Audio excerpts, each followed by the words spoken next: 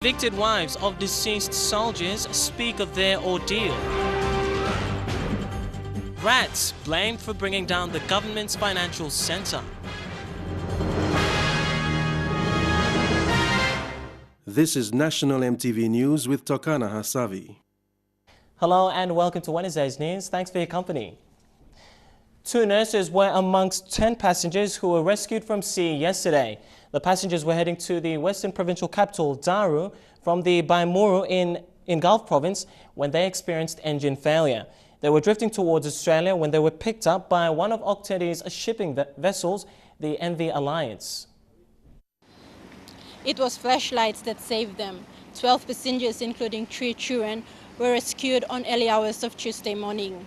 They were seen by members of Fly Alliance on waters of Western.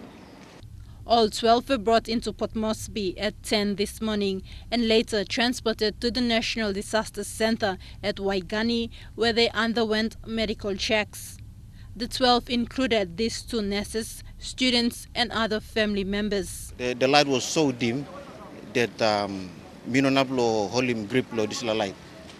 The captain could see the sign of the torch. Boys were holding the torch and giving him, and he turned the ship towards us. Following this incident, Acting Director of the National Disaster Centre, Martin Mose, issued strong warnings on all outboard motor powerboat skippers and small ship operators to limit their trips out to sea during this monsoon weather. He stressed that despite operators' experiences on sailing during rough weather, it is important to follow instructions from the National Weather Service. Walk about, make sure that your boat is safe. You must get more safety equipment. You must get enough fuel. You must get enough samba engine too, and all protective gears and equipment you must carry. Sound plant is something, but it's for your own safety. But for these survivors, traveling by boat is the only form of transport for them. In fine weather, it takes a full day to travel from Baimuru to Daru, but many take the risk to travel to Daru or Kerama during wet weather. My Gulf government should just look to this. It's a serious thing.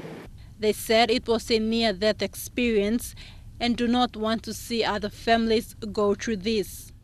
To actually save a life at sea, it's a very big bonus. Blah, blah. Meanwhile, another boat with 8 passengers, which was also traveling with this group, is still missing. They will be flying to Daru once their airline tickets are ready. Takla Gunga, National EMTV News.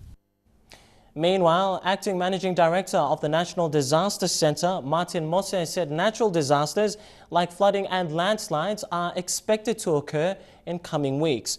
This is the result of the monsoon weather, and he warns people living alongside riverbanks and next to mountains to be prepared for such disasters.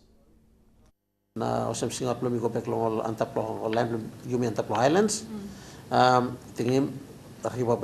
the more rain we kiss him, the more flood by face him. So I think to move to safer ground, which means higher ground, no can continue to stop long when I'm happy to sabab time no could become a bungim.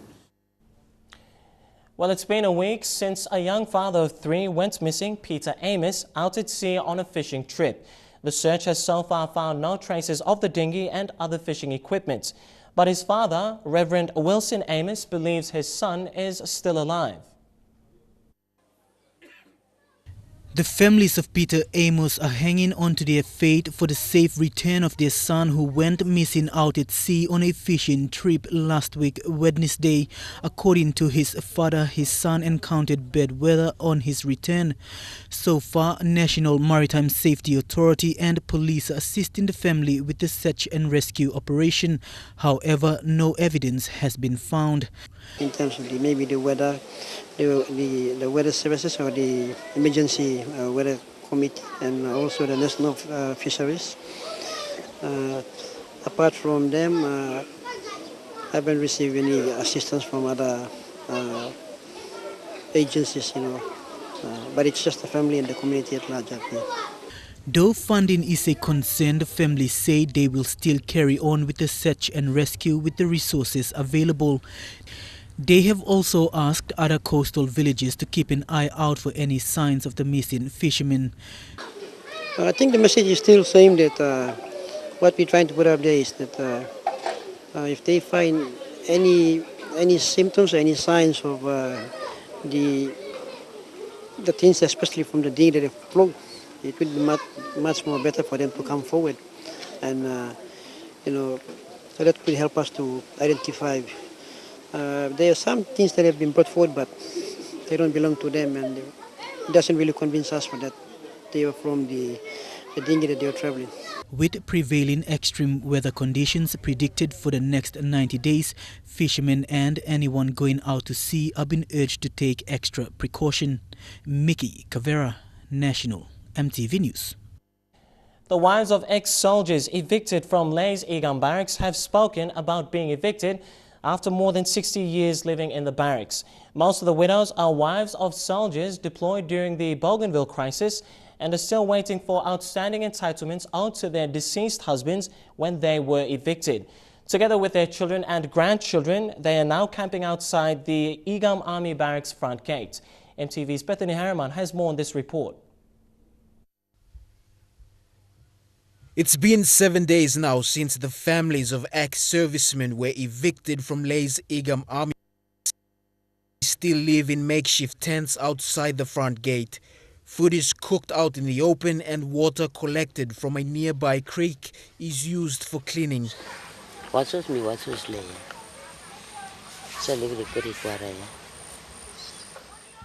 Betha Apu gives a glimpse into the lives of the families now camping outside.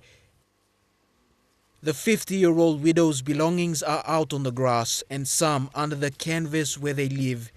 She picks through her things to show her valued items.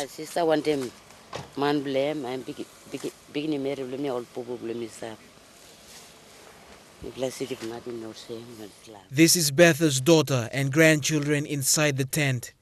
The grandchildren have already become ill and the mother has taken them to the hospital to get treatment.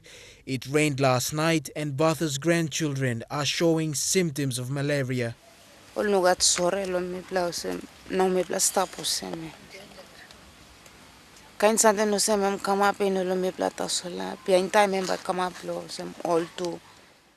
hard reality of the family's plight is they are stranded after being evicted when they were waiting for their father's outstanding entitlements after he died. This is one of the makeshift tents that Betha and her family are using to take shelter. They've been camping here for the last 1 week, waiting for the defense hierarchy to respond to their concerns. The family's concerns remain the same. They want to go back to their home province with their father's entitlements or assistance for them to travel there. It's understood that Lays Egam Army Barracks hierarchy ordered the eviction of 18 families late last week. Most of them have been living in the barracks for over 15 years after the ex-soldiers retired. Bethany Harriman, National EMTV News, Lay. Wives of police officers at Tokam Barracks in Port Moresby are appealing to the government and police hierarchy to renovate all police houses in the barracks. They spoke about how they have been forced to adapt to their already deteriorated homes. Tokam Barracks was built in the mid-90s and accommodates 43 families. Its houses are similar to those at Geno Barracks at Badili, but despite being a small barracks, its houses are deteriorating fast with very little maintenance work. Margaret Antico and her family have been living there for over 17 years. She said much of the renovation work was her own initiative. Toilet pot buruk. Toilet pot mi san tanim cement na man blomi cementing. In most houses, this is what it looks like. Water taps from the shower rooms above have leaked into the kitchen area, causing floorboards to decay, creating holes on the floor, ceilings and walls. Here you can see live electrical wires exposed and many mothers live in fear of their children being electrocuted.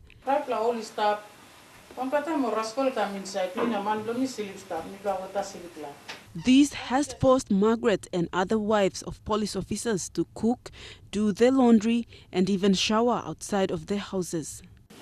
Planti blo lauses mi blo no mo using mol bathroom lo was. Mi blo lo wasas la outside. Outside tu all taps tu work lo leak na washa blo wanemia work lo one out. So plenty time all I see barracks one time all one all come give me blo form so talk me blo some people must feel me all one something we all bagara plem so. These mothers claim that every year they have filled forms requesting for maintenance, but nothing happens. But in a recent meeting with NCD Police Boss Andy Bauer, the residents were assured that he will be taking this matter to the police hierarchy in the next meeting.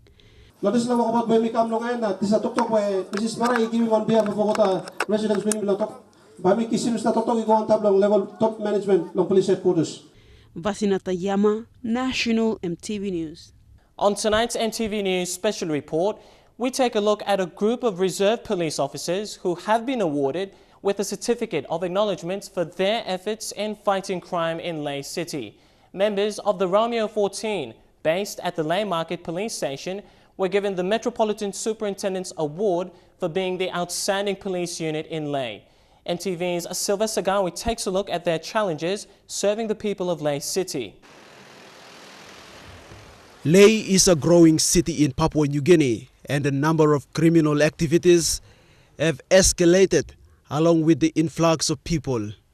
The ratio is about 1 policeman to 200 people. Most of the time, troublemakers get away easily because of no police presence in some areas in the city. But for the Romeo 14 unit of the Lae Police, it is a massive task going after lawbreakers. All those years of coming on time, staying up late, good discipline. Chief Sergeant John Rosso heads the Romeo 14 unit of reserve police officers, which is one of Lae's toughest police detachments. These men are well trained, disciplined to provide extra manpower and support to the regular police officers. We've been in operation for nearly 13 years. Our primary role is to support the regular police in high priority areas, respond to situations which they're short on manpower, stuff like that. In recognition of their hard work, the Lae Metropolitan Superintendent Commander Ivan Lakatani awarded them for being the most outstanding unit in terms of response and commitment. For 13 years, these police officers have been working with limited resources in mobility, firearms and little pay. You know, Romeo 14 would probably be the best concept of a reserve unit working very, very, very well. We have a lot of criticism of the police force, especially currently in the city of Lae. Not all police have problems. It's like any other organizations. You have a few bad apples. And a lot of the men here in Lae City are very, very hardworking. That's both regular and reserve. We don't have the problems that other centers have. We listen to commands, we listen to instructions, and whenever you hear any political strife or any stuff like that within PNG, Lae, you never hear any problems. We always obey our commanding officers. We never go offside. Recently, they raided one of Lae's biggest homebrew operations and destroyed large amounts of homebrew production equipment. The homebrew bust brings to light another contributor to Lae's law and order problems. They even get deployed out of the province to assist during elections and tribal conflicts. All along ethnic classes la back road, Bumbu back road, all CID la raid, contracting raid, all the workers are homebrew, been rousing, la operation, all the work arrest, all the offenses.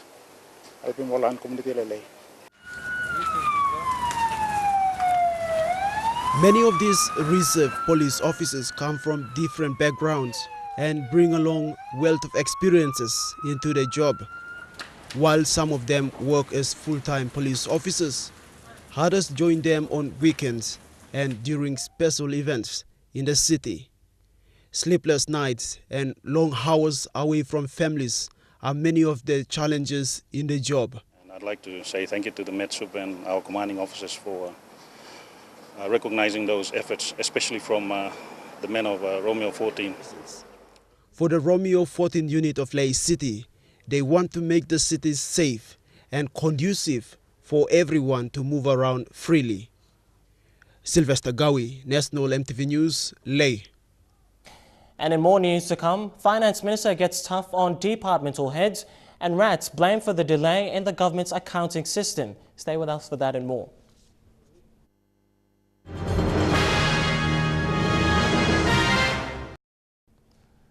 Good to have you back with the news.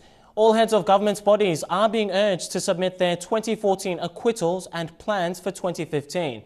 Finance Minister James Marape issued these orders today.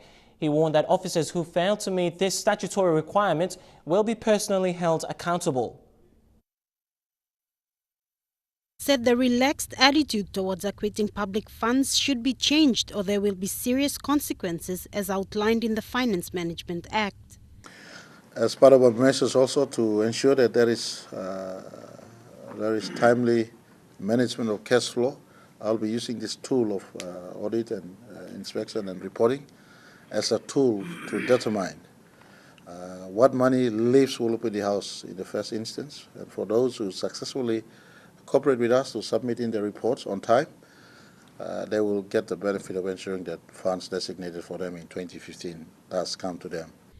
Referring to the falling global oil prices, the Finance Minister said it is something we do not have control over. But Papua New Guineans should be diligent with the resources we have. And so I'm just sending a warning out early that Section 32 officers, those who are departmental heads, and those who are provincial administrators, key performance indicator on their part is really one of them. It's critically how they manage money that is given to them, whatever the amount is. Finance officers will be visiting provinces to ensure all reports are submitted on time. Deputy Secretary Simon Penyas said public officials should not be afraid of using the department's assistance. We have strengthened our audit process. Internal audit committee is one process that we bring in to ensure that agencies comply to laws. Sarah Aupong, National MTV News. And in a surprising twist, rats are responsible for the deferral of the official opening of accounts for Papua New Guinea. This was also announced today by the Finance Minister. He said a cable that ensures the smooth running of the system within Vulupindi House was eaten by rats over the holidays. A bemused Finance Minister made the announcement today at a press conference, shedding light on the official system failure notice at Vulupindi House. That we're having some technical errors and issues here in Vulupindi House in as far as our system networks is concerned. So we've deferred close of account this week and opening of 2015, and we will defer that to next week, of which hopefully by then we would have rectified our system failures we're experiencing here. Apparently, a cable has been eaten by rats, as I am advised, and we're just getting them to rectify that technicality we have. Meanwhile, people have been queuing up since Monday this week to sort payments for birth certificates and passports. Plantiola passport, visa, emol agent. We were told to wait till 1 o'clock, and we're still waiting. Deputy Secretary Samuel Penyas is hopeful a replacement cable will be in place by this afternoon as officers are working tirelessly to fix the issue. But we'd like to make sure that IFMS comes back very quickly. We close the 2014 and also open up the 2015. At the same time, we'd like to get the long queues outside to go off very quickly. Sarah Aupong, National MTV News. The state of emergency on electricity services is not about debt collection. The state of emergency was declared so that issues of electricity services as an essential service could be improved throughout the country. Those were the stern comments made by Minister for Public Enterprise and State Investments, Ben Micah, this afternoon at a media conference. At the media conference at the National Parliament's B2 conference room, Minister Ben Micah was with Controller Captain Tom Ur and IPBC Board Chairman Paul Nerau. Mr. Micah was firm when addressing the media, saying that emphasis must be given to the broader electricity issues such as PNG power, the private sector, and regulatory matters. It seems that the media and some certain commentators are emphasizing the issue of debt collection and using police and the military as debt collectors. I want to make it categorically clear that the state of emergency has been declared to ensure that the issue of electricity service as an essential service throughout the country is addressed to a level that it does not affect the public, it does not affect institutions, it does not affect the workings of companies, which are very vital to the economy of our country. He announced that since the Gazette of the State of Emergency on December 22nd, PNG Power's 40 million kina overdrafts to BSP has been reduced to 8 million kina, and many other positive outcomes have resulted in the government's move. Now, I announced on Monday in the talkback that in just a matter of 2 weeks, since the 22nd, when the gazettal notice of the proclamation went out and we started taking tough action, that the overdraft has now been reduced to 8 million black in the accounts of PNG Power. And as you will see from what the controller is going to announce today, that account is now growing. And now emphasis is to ensure that we do not go back again, to that situation where the banks control the operations of the company. The company must operate normally, and the company must operate proactively to ensure that it meets its core business, and that is providing power, but at the same time regulating power.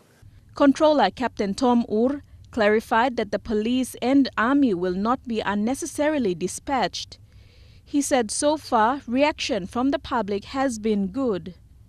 The public and businesses have been cooperative, and there hasn't been any need to use force. I don't want to use excessive force against our own people. You must come forward, address those illegal issues, and we all move on in society, and we all keep an happy society. The power must flow. The troops will only get out there when we think it's absolutely necessary, and I hope not. That must be made very, very clear, and there must not be any misunderstanding, and we don't want people to go around spreading rumors, creating anxiety among the public. Minister Micah said the electricity services is full of legacy issues where many leaders and governments in the past have not addressed until now. Under the leadership of Prime Minister Peter O'Neill, this government has taken a bold step with this dramatic decision to address the issue of power. Delhi Bagu, National EMTV News. The Australian press has reported that over 100 asylum seekers and transfers held in Manus Asylum Detention Centre have gone on a hunger strike since yesterday. It was also reported that another 500 are joining the hunger strike and the centre is at risk of a possible riot. But a government's liaison officer on Manus told EMTV News they are not aware of any such hunger strike and raised concerns as to why they are left in the dark on such issues. Concerns have been raised on why the provincial authorities on Manus are not aware of the hunger strike when it was made public in an overseas media. The Manus Deputy Provincial Administrator, Oka Mungu, who is the liaison officer to the processing agreement, said he was not aware of any such incident. In a telephone interview, Mr. Mungu raised questions as to why they are closed but are continuously being bypassed by authorities regarding such critical situations as this. The story, published by The Guardian Australia Online, says the asylum seekers have gone on a hunger strike because they fear being forced out of detention and into the local community. Reasons why they think they will be forced out are not clear, but the report highlighted that the detainees and staff have been without running water for weeks and local security guards are on strike regarding the fortnightly pay. Attempts to get confirmation from PNG Immigration in Port Moresby and in Manus have failed. Quinten Alomp, National EMTV News. While Papua New Guinea continues to depend heavily on imported rice, one rice budding project in the central province provides a local alternative. Technical rice planting expert Benjamin Flores who is attached to the Gabari rice project, says it can become a multi-million kina rice project in the country by 2016. Mr. Flores said federal land has provided an opportunity for large-scale rice farming in the area. Rice planting is mechanically done through a spreader attached to a tractor. It takes only 5 minutes for the seedlings to be planted over this 1.4 hectares of land. Oh, right now I'm teaching them how to do the rice production, from land preparation, how to plant seeds, how to irrigate the seeds. That's very, very important because we don't have irrigation system. 3 quality seeds imported from Philippines and planted include Sunlight 8, 12 and 18H. They are believed to produce higher yields by harvesting time. For irrigation purposes, a water pump has been pumping out water from the nearby Arawa River. It is transported 2 kilometers through PVC and distributed via hoses attached to the sprinkler system. Meantime, we are really concerned, and what we are thinking is about how can we ensure that the rice will grow really, really well and it will produce good yield. In the 7,268 square meters of rice field, 108 sprinklers erected have been irrigating these 115 rice seedlings. And when it comes to we succeed the pilot project, we might expand it to 10 to 15 hectares. This project provides an opportunity for locals to develop their unused land through substantial rice.